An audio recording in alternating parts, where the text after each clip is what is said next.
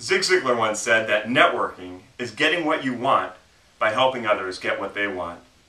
Now, I love this quote, and I'm sure that many of you do too. But how many folks actually put this into practice when they're out there networking? What I've been running into a lot recently are the blackjack dealers. You know who I'm talking about. These are the people who have a stack of business cards, and their sole objective when they go to a networking function is to pass out just as many as they possibly can.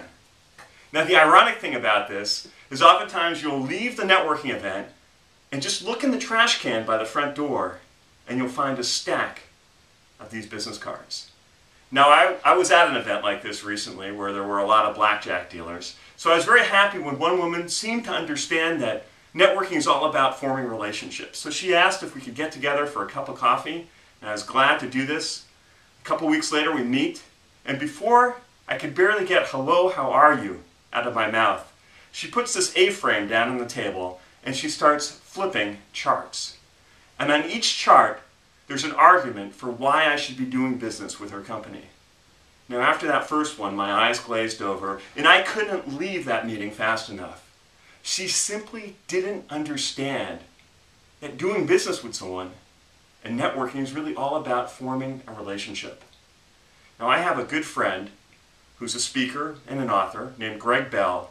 And Greg does something in networking that's simply brilliant. And I emphasize the simple part.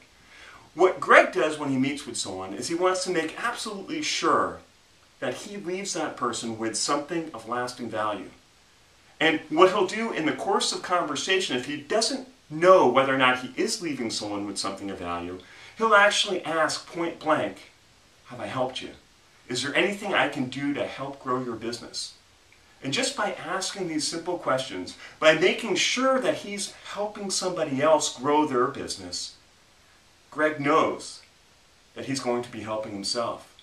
Because he understands and he's learned, case by case, that networking really is getting what you want by helping others get what they want.